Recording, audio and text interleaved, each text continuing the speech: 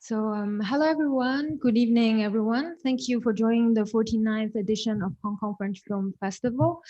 So tonight we have a very special online Q&A series with the filmmakers, and we're gathering together to talk about the film Sympathy for the Devil, which was presented in 2019, 2020 in various international film festivals, where it has already won 18 awards and nominations so far. So this film is directed by Canadian and French director Guillaume de Fontenay. So joining us from Montreal, Canada, live. So hello, Guillaume. Hello, Victoria. Thank you very much for your time with us tonight. So for you, it's very early in the morning. It's not that early. It's all right. Thank you very much. I'm very happy to be with you in Hong Kong. Thank you very much, Guillaume. And next to me, Mr. Vincent Amalvy. So Vincent is from the Agence France Presse, so photo editor-in-chief for the Asian Pacific region. Thank you very much, Vincent. Hello, Guillaume. Hello, Vincent. Very nice to seeing you again. Yeah, that's great. So Sympathy for the Devil is a film about war journalists and based on true historical events. So the siege of Sarajevo during the Bosnian War in the 1990s. So Guillaume, this is your first long film. And could you please share with us your career path? In a few words, I've started in theater first, and then from theater, I got to do a lot of commercial direction, and then from there it took me 14 years to be able to shoot that movie. It was very difficult to gather the institution around us to talk about Sarajevo and to talk about that war and to talk about that siege. It looks like it was something that people didn't want to hear a lot about, and it's a bit of forgotten war. Most of the people that are under 30s don't even know about that war, and I'm very happy to do this Q&A with you and with Vincent, who has been worked in Sarajevo at the time, who has lived the siege. So that's very precious for me to share this moment with Vincent. And I think Vincent will be able to speak on himself about that. But I think that war changed a lot of journalists that have been there. It was a war that was at the doorstep of Europe, and it's a medieval siege in the 20th century. So could you tell us more about what actually at first inspired you to talk about these subjects, the war of Sarajevo? The first thing is I was a young man in 1992, and I felt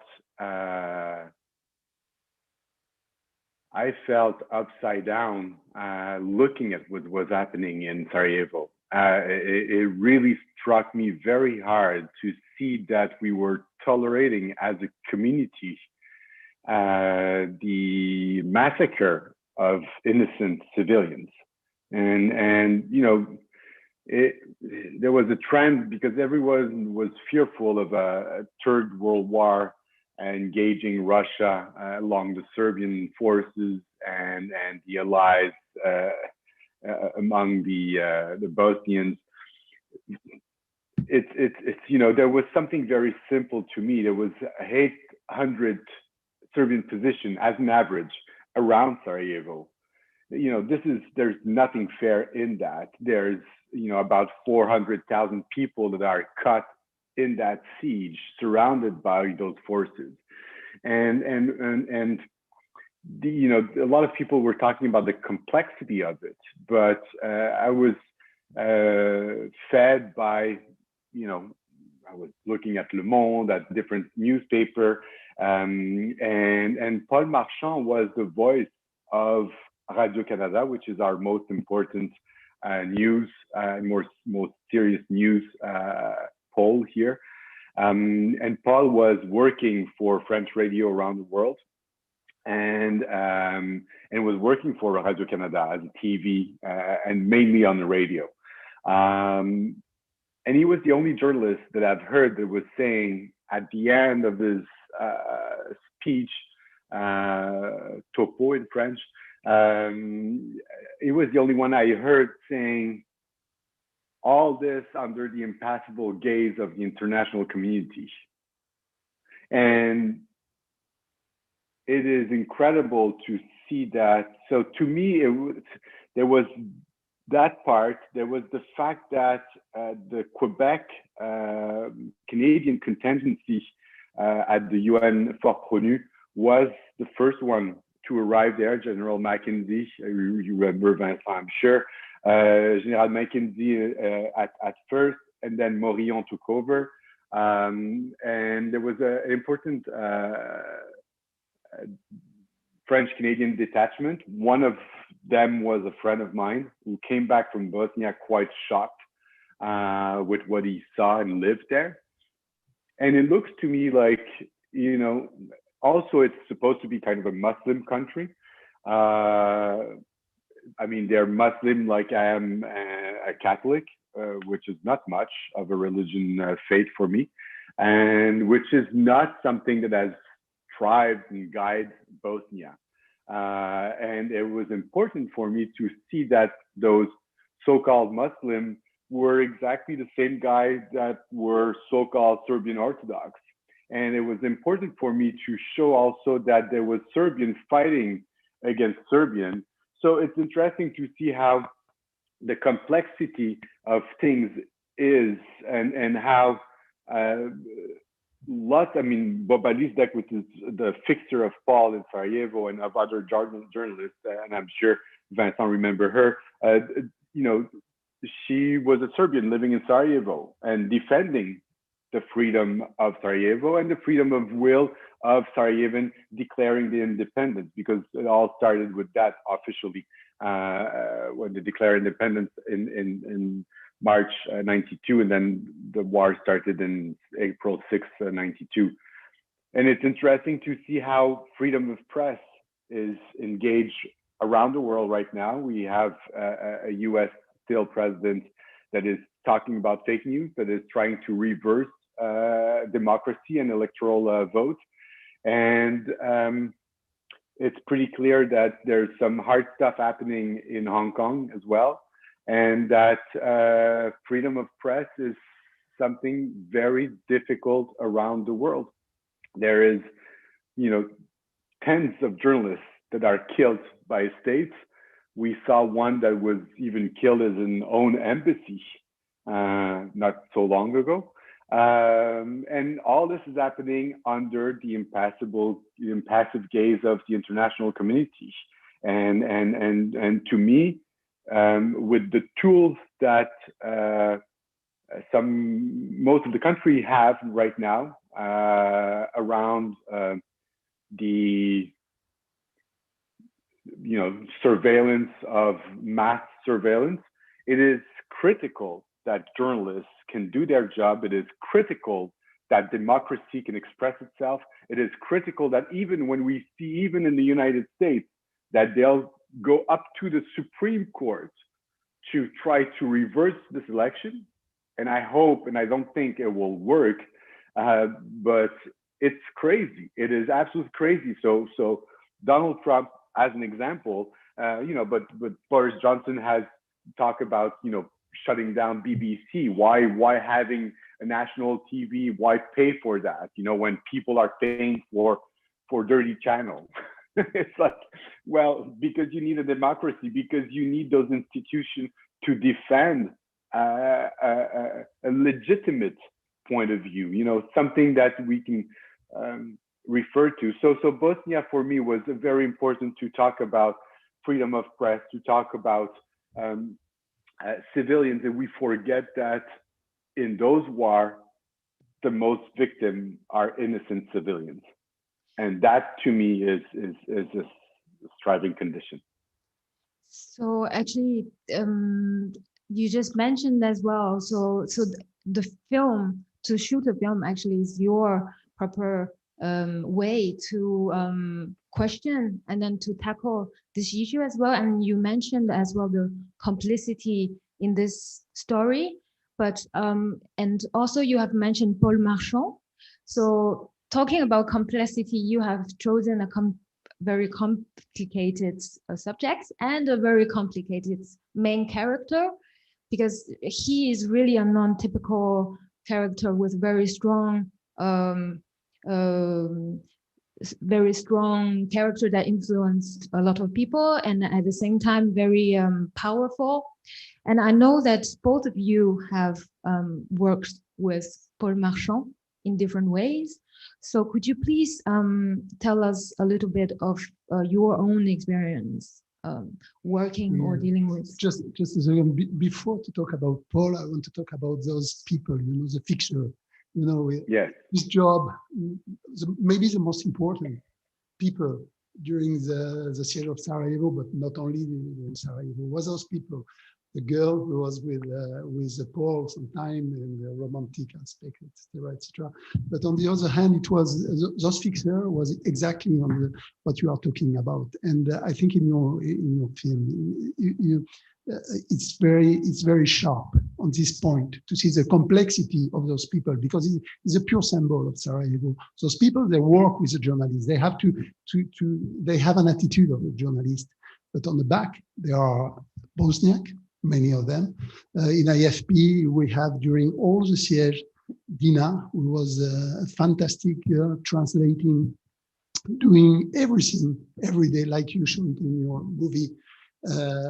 I think those people are so important for us. Just before to talk about Paul. You're absolutely right, and I think it's very important what you've underlined here, Vincent. And Reporters Sans Frontières is working on celebrating this branch of this extremely important branch of work for journalists, because stranger journalists in a foreign country needs those local to help them to understand the country and to help them guide them into that country. And it's true that a lot of them are also killed, and a lot of them are risking their life because they are supporting foreign free press, and it's very difficult for them to go back in their normal life and everything. So it's a very good point you've underlined here. It was very good, and you explained very well this position when she's on the front line, when they cross the line, the border at this time. And this attitude of this girl is very strong. She's very strong. They are extremely engaged in their job, with the journalists, but in front of people which are very, very suspicious of them. So it was a very good, very, very, for me, very interesting part of your film. Thank you, Vincent. Coming back to Paul Marchand. Paul, I think we'll both talk about Paul. If I can say, Paul is probably one of the smartest man I've met. Extremely smart, extremely sensitive, extremely controversial, extremely hard on people, and also extremely attaching, I would say. I don't know if it's the correct word in English, but he became a friend. And the first time I've met him, he was an asshole, literally. I mean, he was just an asshole. and the first time you meet with Paul, he's not. It's not an happy meeting. And actually, Boba in the film, the real Boba, because she was kind of my fixer when I was in Sarajevo, and Paul introduced me to Boba in 2007 before committing suicide in 2009, and so Boba really helped me to do this movie in Sarajevo. She put me around with the good people. She helped me understand also, what was happening at the time, and she helped me to be as honest as possible toward what was happening. And again, again, Paul also, because the first time she met with Paul, she was like, oh no. And she almost turned back and she didn't want to work for him. Like she was like, I won't do the picture for that guy. It's not possible. And she literally almost ran away. But then finally worked with him, and then finally fell in love with him, and probably is still in love with Paul up today, you know. So he is a very strong and also one thing that is important is Paul was giving me, for a director for a film, for the narrative arc of the movie, a point of exit. So with him, I was entering the siege. With him, I was exiting the siege since he got shot there. So that to me was an important figure. Also, Paul was the voice of Radio-Canada, as I said, so there was something there. And in 1997, when he wrote that book, Sympathy for the Devil, I wanted to do a theater play with Paul just sitting on a bench and giving an hour of war. And he won in 1994 the very important prize of du Public at Bayeux Calvados in 1994. And we have to remember Paul did 8 years in Lebanon. He was with Roger Hoc there, and he was working, and he was the only one, I think, living on the Muslim side of Lebanon, of Beirut, and he passed there almost 8 years, and he was, you know, so he had the experience of that. So arriving in Sarajevo, he put the deal up with the UN to, you know, with the Ukrainian UN peacemaker for the gas, to have the gas at the Adilane, to have kind of a base for journalists there. AFP and other big name of journalism made EBU Center at which is European Broadcast Center in the TV building of Sarajevo, as you see in the film.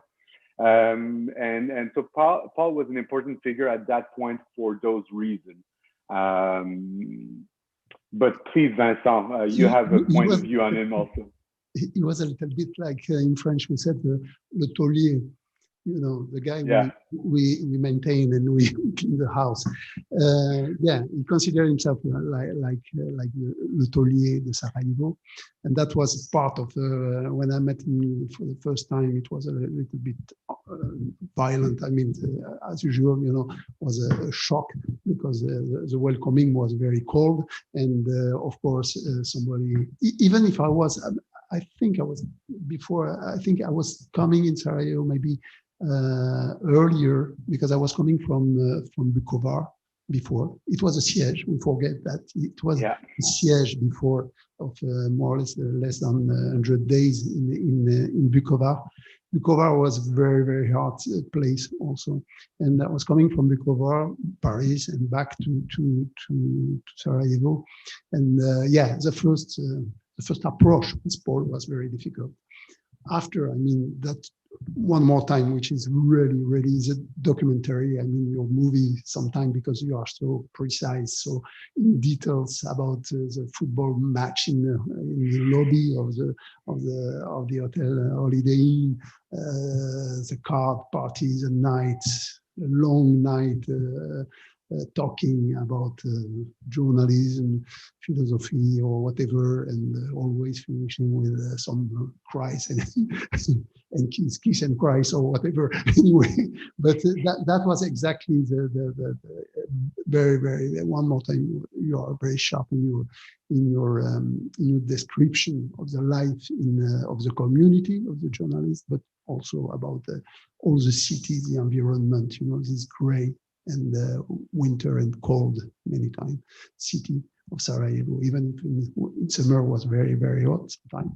But that's a fantastic description of the ambience.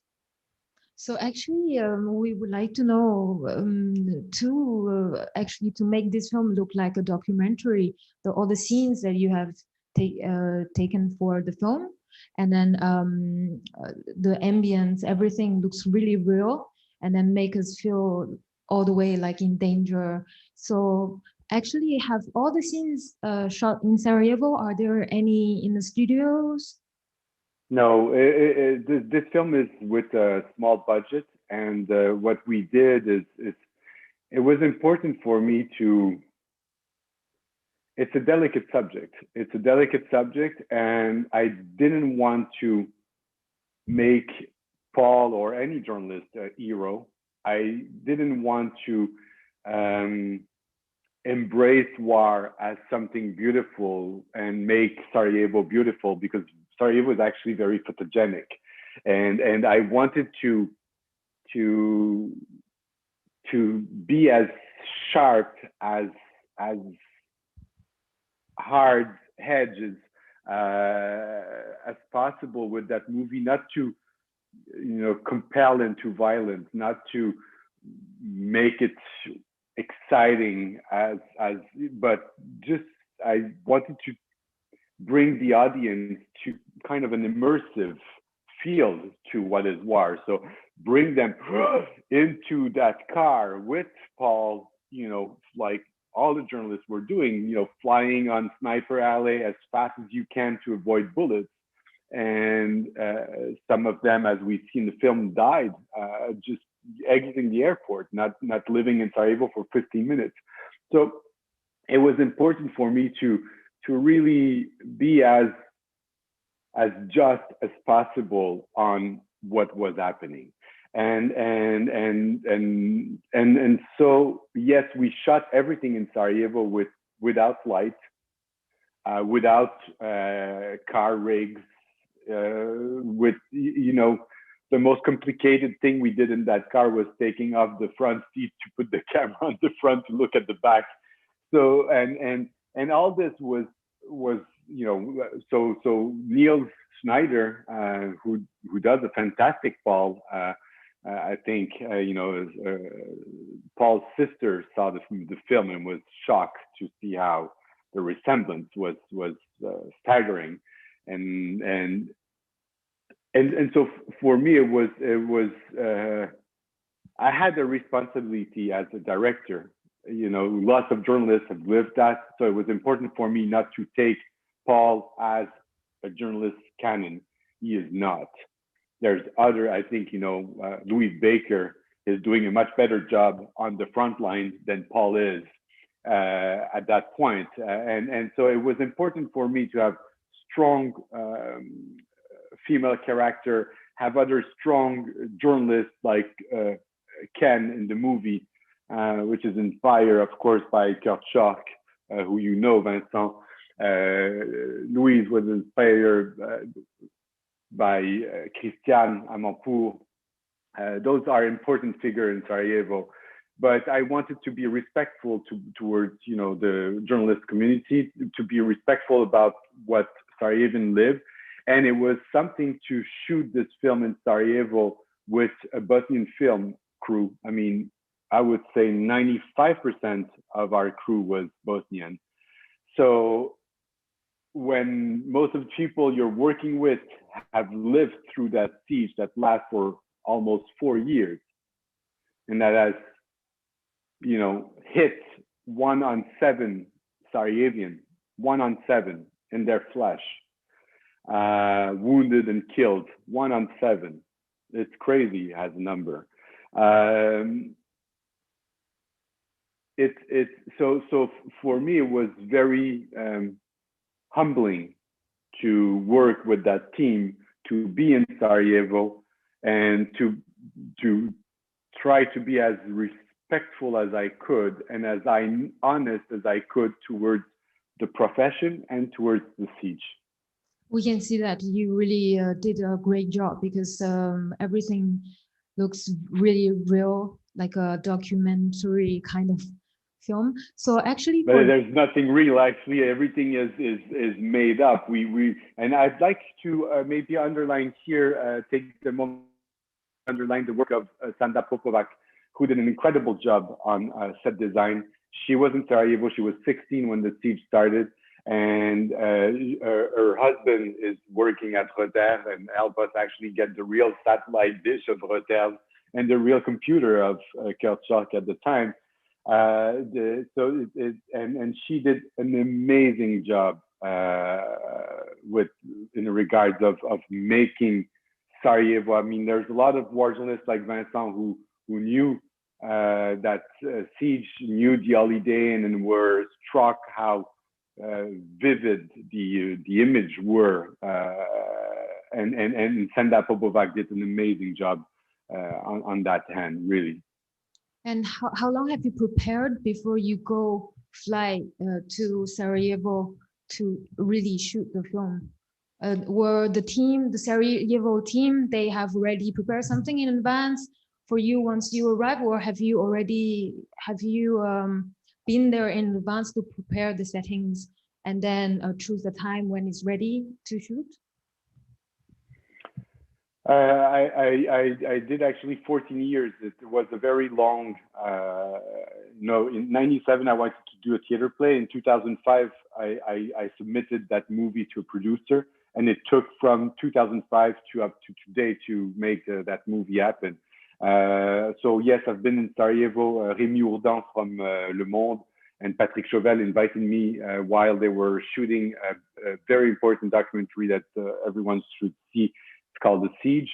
And so I was lucky enough, invited by Patrick Chauvel and Rémi Ourdan to follow them as they were shooting that. And in first week of April 2012, lots of journalists gathered for the 20th anniversary of the siege of Sarajevo, gathered in the Holiday Inn. So I was part of that, and I was lucky enough to meet with, Martin Bell, a lot of people there in Sarajevo that were there, and I was looking at every detail.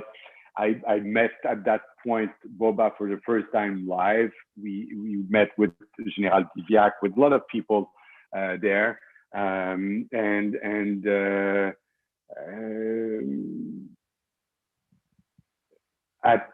the funeral of Paul in 2009, I was lucky enough to meet with a lot of journalists there.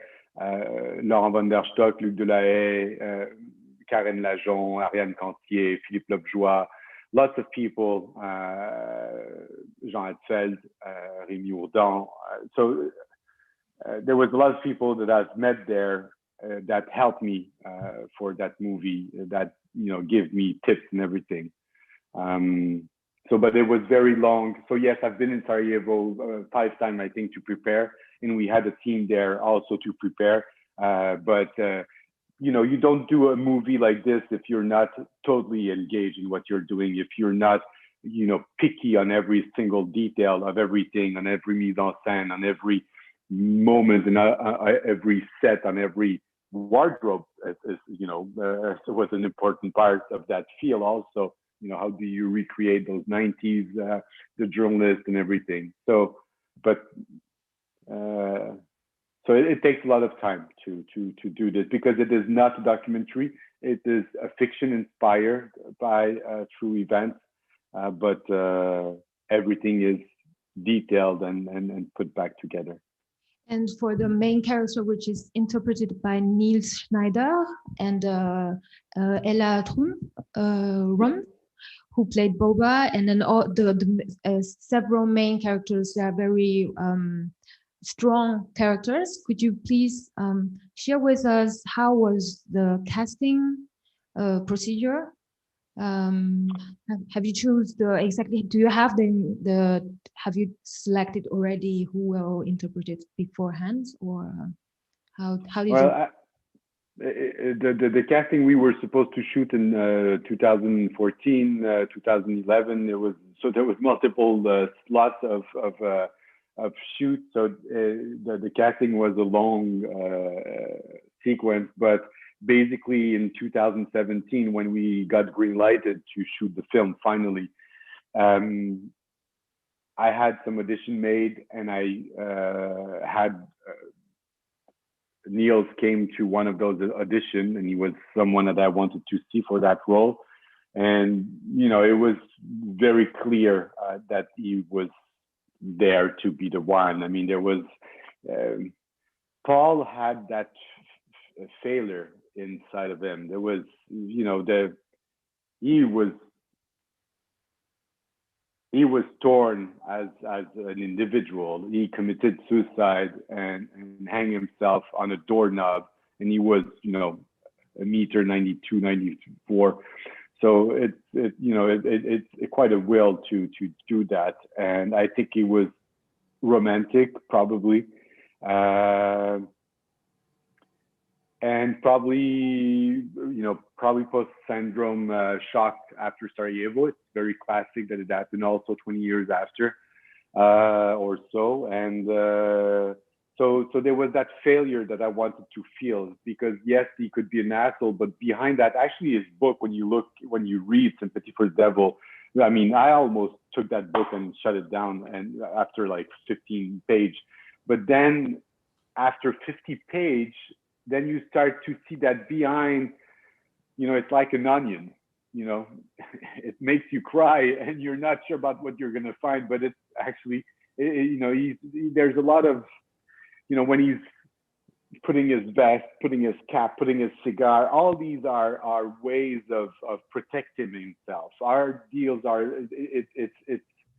and so but behind all this, there's someone that I really liked as a friend, that became a friend, that was sensitive, smart, and everything. So with Niels, we worked on that. We worked on his way of talking, his way of moving his hand around all the time. And he was very tall and skinny. So it was a lot on the physical aspect that we worked to try to find the soul of Paul and express it into the cast. For Boba, I wanted to find, of course, I wanted to find first a Serbian actress that could do the role.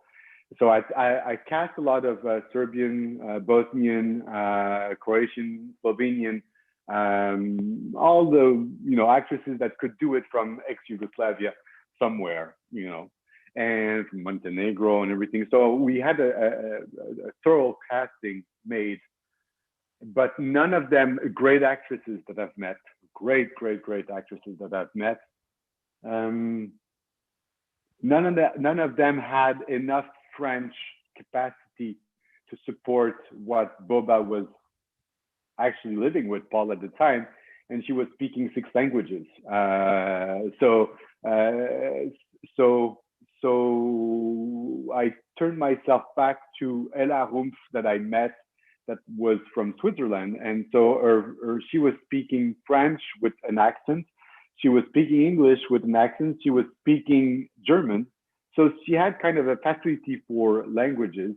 And so all the actors, whether it's Vincent Rottier, Arié Volvalter, Elisa Lasovsky, Ella Rumpf, Niels, they all came early in Sarajevo to feel the vibe, I think everyone that goes to Sarajevo, and maybe Vincent, you can talk about Sarajevo, there's something when you get there that is moving. It's the people of Sarajevo, and it's interesting to see how Ella Rumpf not only, you know, learn a few sentences in the Serbian and in Bosnian, she learned also how to behave. And a language is not only a language. It is when we're poor, like me in English, but it is more than a language. It's a way of talking. You know, when a French doesn't talk the same way that an Italian will speak, and a Polish will not talk the same way a Serbian or a Bosnian will talk. And so Ella Rumpf stayed in Sarajevo for months, actually, to kind of get that feeling and get that pride and the way they talk and the way they. So it was interesting so the casting was very thorough casting that we made, and a lot of casting also in Bosnia. All the people that you see that are injured are really injured because we didn't have the money in post-production to do some green stuff. So it was all real, and it was people that were wounded during the siege. So very interesting, you know, to be humbled about all this and to really kind of follow the flow of those real people and real Bosnian who has lived the siege. But maybe Vincent can talk about Sarajevo and how he felt about Sarajevo. No, but again, you're right. I mean, Buba is very interesting because she moved, she crossed the border. She's going to the other side, and I think it's very interesting in the movie to see exactly how she reacts. In particular, when the scene when they are on the top of Sarajevo, when they goes to the capital of the Serbian Palais, yes. Palais, which is a place where we are going for the benzene, for the gas, for the food sometime, etc., etc. So that's very interesting. And I mean, the personality of this girl is very strong during the film, you know, and she takes a lot of space, I think, in by the attitude, by the Romanesque aspect, because Paul, maybe, I mean, I don't know, Paul is Romanesque too. He's a kind of personality which is, as you said, I mean, is a first aspect. After is a lot of to dig in the back for sure. But I mean, he make a choice to go in Sarajevo. For those people, they don't have a choice, you know. And I think the difference was extremely important because Marchand, like Rémi Houtan, was the young people coming for Rémi was the first time when he was going on this kind of situation. So that's is a volunteer action. They want to prove them something. They want to get a respectability or to be somebody on this job on the journalism, and they grow with the story. They have a kind of process of I suppose when they arrive, discover, and slowly they go deeper and deeper inside these, and at the end they are completely inside, too much inside, of course, and you show it also on the movie, on the film. So that is interesting, but the personage of Buba is really, really interesting too. Yeah, and as you're saying, Paul is crossing the line at one point. That's important. Mm. And so talking about that, actually being a war journalist, do you is that out of devotion or out of passion, or you just for the same reason? I mean, you make a choice to go on this situation because more or less you like or you are curious to go on this kind of situation. I mean, it's a volunteer. Yes, but from you to choose. Never in my company or other companies, somebody said, okay, you have to go there. You can refuse. You can, of course, it's a volunteer act from your choice to go on this kind of situation and war. And actually, because I imagine that every journalist, even though he's passionate, but there are some qualities of war journalists. No, each one has his own way to go and his own reason to go there on this situation. Paul is an example.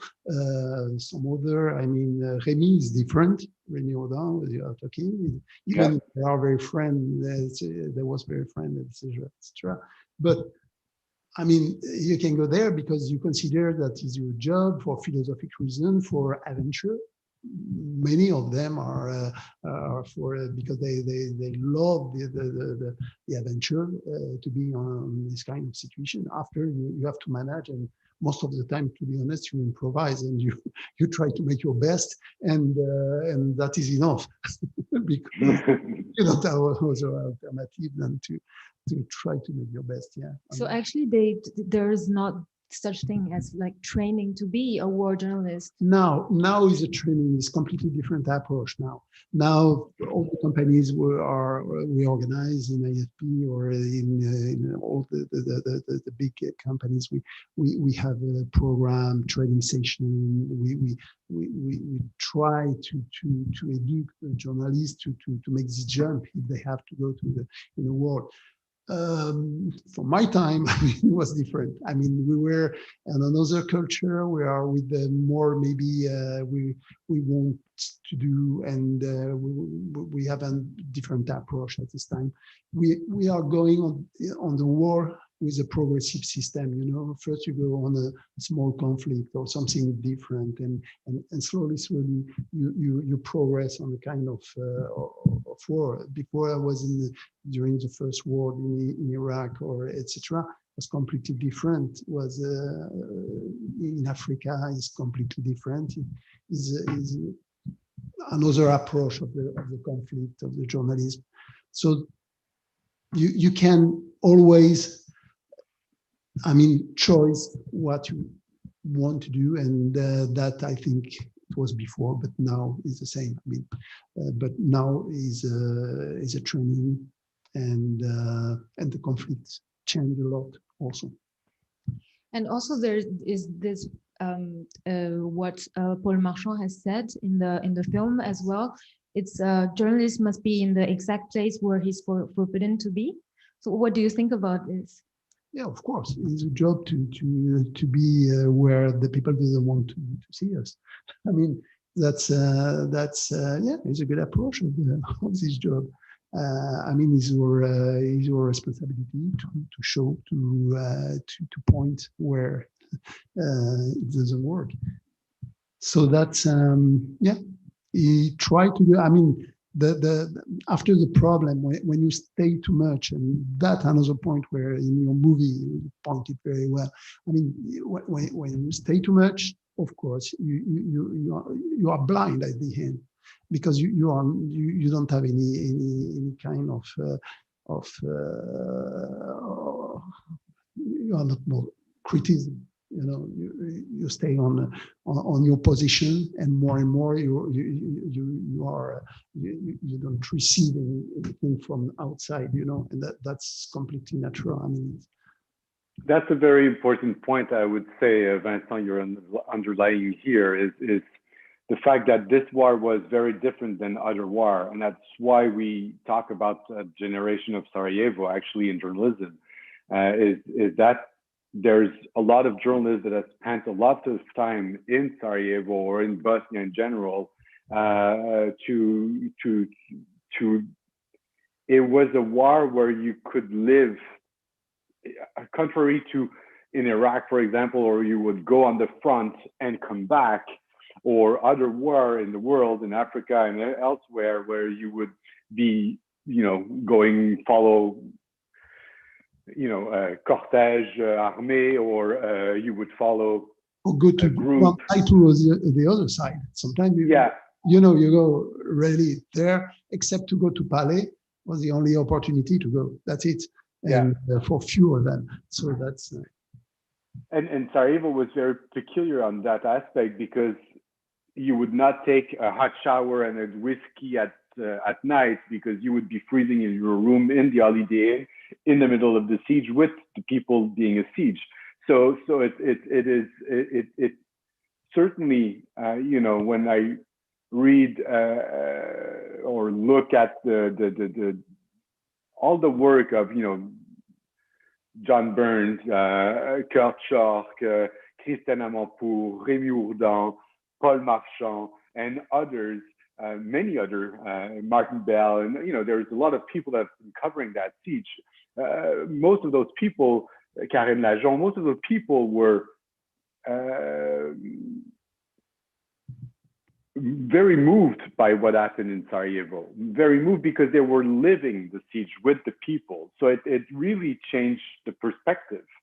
of being there with the people and getting shelled. The holiday, and I'm sure you remember, Vincent, some moments where you were shot at in Sarajevo and at the holiday, and if you stayed at the holiday and at the time. Yeah, because you are a target too. Yeah. So that's that you are exactly like the other people in the city. So is 100% you jump on inside the story too much. And that is impossible to do something else. I mean, the fact that Paul chose to stay, never come back, you know, as you say, okay, I want a cigar, I don't want to vacation, etc., etc. Yeah. That was the choice for him to keep inside his pocket, to live there, and also maybe he doesn't have any other reason to go outside. So that changed completely the way to work inside Sarajevo. Yeah. So actually, I'm receiving some questions from and the also maybe just one thing also important is the number of women that were engaged in journalism in Sarajevo and as fixer also in Sarajevo. Martine Laroche-Joubert, Karine Lajon, Ariane Cantier. There was a lot of, Christelle Mampour. There's a lot of women that were in Sarajevo covering that scene. So that also is very important and quite new in Sarajevo. So that's a very, very important moment for war journalism, I guess. The generation, you're right, because it was the bascule. It was the moment where the woman arrived in his job, and Sarajevo maybe is this period, exactly this key period where the women appear really as a massive participation on this conflict. Yeah. You're right. For the first time, there was a lot of women in this conflict. Yeah. Point, interesting one. So actually, I'm receiving some questions from our online audiences about the journalism that we're talking about. Actually, is the social media nowadays changed completely the how it works, actually, the war of journalism? Yeah, it changed the way how we are working. I mean, but definitively, I think in terms of journalism, in terms of images in particular, I mean, the level, we have to increase the level of our capacity to produce, and maybe we are maybe now pushing a lot of more. I'm talking in particular about the photographer and the camera and the VG. I mean, we are going for highest quality and highest quality of production, you know, because everybody is able to shot a picture, to have with a telephone, of course, etc., etc. Who knows? I think is still interesting to have specialists and people we knows with experience going on the field. It's more and more difficult to go on the field. That's the problem. Yeah. I would say that regarding that question about social media, it's terrible actually what we see as, fake news. And it's certainly not the New York Times, the Washington Post, and others that should be called so, but all those other people that are calling them fake news. It's absolutely actually quite disturbing and frightening to see how social media can bring a parallel reality and feed it. I mean, it's exactly what we see in United States right now. There's two reality right now. There's one where these elections have been rigged, and there's another one where the election has been won. And it's incredible to see how you can engage such a number, and how can Newsmax in the United States, who's that? Who are they talking to? And here, because of, and this is just one example, but it's happening everywhere around the world, is just, it becomes a business. If you sell an idea that, that will sell, like it's a rigged election, is a very good idea to sell. Actually, it brought Donald Trump over $200 million in just a month alone. So it's a very good idea to bring forward and then to get money back from it. And it's very interesting to see how social media are used, and it's very dangerous. And as you say, Vincent, I look forward to have real journalists being on the field. I look forward to have real journalists being supported by the state, and not in the way it is in Hong Kong, I would say, but supported by free press, by free soul, where we can have, like Radio Canada here is a very good example of that. I would say that they are not under pressure so much, and they have the liberty and the freedom to express different views. And it brings, I think it's very important, because if journalism is set to be only on what you're selling, then you got to put big commercials in your paper, then you got to be aligned with a certain line, editorial line. You are subject to not making your job properly. You're completely right. That's the reason, because actually we spend a lot of money to engage a lot of journalists just to work on the fake news. So now in AFP, for example, we have something like more than 100 or 120 journalists only dedicated on trying to catch and to regulate all this business around the fake news. Because of course, as you said at the beginning, people they chose the reality, they chose one side or other side. The world is coming back like before, bicéphale. we left the war, yeah. the war in Berlin, but I mean, we are going again, on a world which is only with east-west but I mean, we are coming back. Maybe because we love the simple options, so that's maybe the reason of that. But, yeah. Actually, I mean, one of the challenges of this profession, of this job, is to fight with the fake news, with all this wrong information, which is a disaster.